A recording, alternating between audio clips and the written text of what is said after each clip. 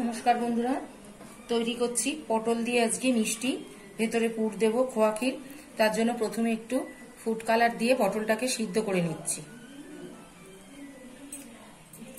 অল্প একটু food colour দিচ্ছি, দিয়ে খোসা ছাড়িয়ে নিয়েছি পটলটা, এটা দিয়ে সিদ্ধ করে নেব।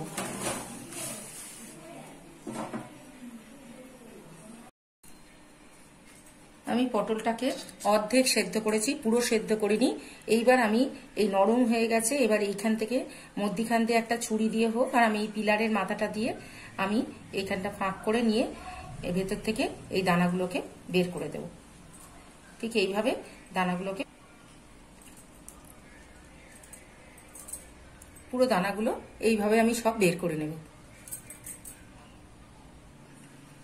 পটলের সব দানাগুলো বের করে নিয়েছি। এবার আমি একটা পুর তৈরি করে নেব খোয়া ক্ষীর আর গুঁড়ো দুধ দিয়ে।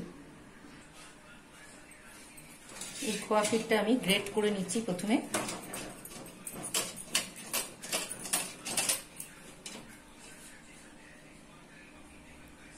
এবার এর মধ্যে দিয়ে দেবো একটু গুঁড়ো দুধ,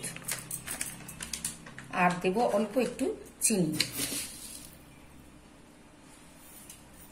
দিয়ে এই পুরটাকে জাস্ট নরম করে নেব। মিশে যাবে দুধ, চিনি এবং খোয়া ক্ষীর, পুরটা তৈরি হয়ে যাবে। ক্ষীরটা হয়ে গেছে, একটা পাত্রে নামিয়ে ঠান্ডা করতে দেবো। দিয়ে এবার চিনির রস বসাবো। একটা পাত্রে জল বসিয়ে দিয়েছি, এবার কিছুটা পরিমাণ চিনি দিয়ে দিলাম।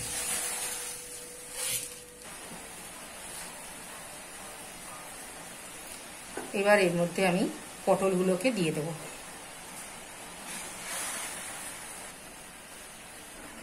এর মধ্যে একটা ছোট এলাচ দিয়ে দেব। পটলগুলো চিনি রসে ফোটানো হয়ে গেছে, এইবার এগুলো রসটা ছেঁকে ঠান্ডা করতে দেবো। পটলগুলোকে চিনির রসে ফোটানো হয়ে গেছে, আর এই পুরটাও তৈরি করা হয়ে গেছে। এবার আমি পুরগুলোকে ভরে দেবো। ব্যাস, ভরে দিলেই হয়ে যাবে পটল মিষ্টি।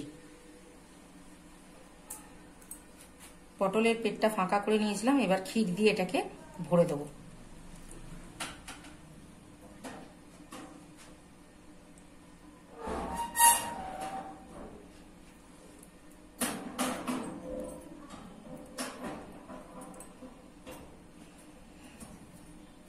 পটলের ফাঁকা পেটটা ভরে দেবো।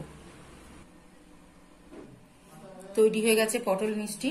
ওপর থেকে একটু গাঢ় রস আমি দিয়ে দেব।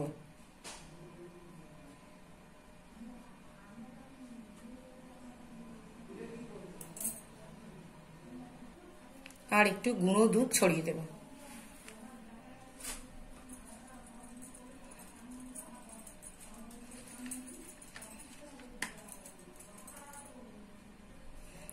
উপর থেকে একটু খোয়া ক্ষীর দিয়ে দেব।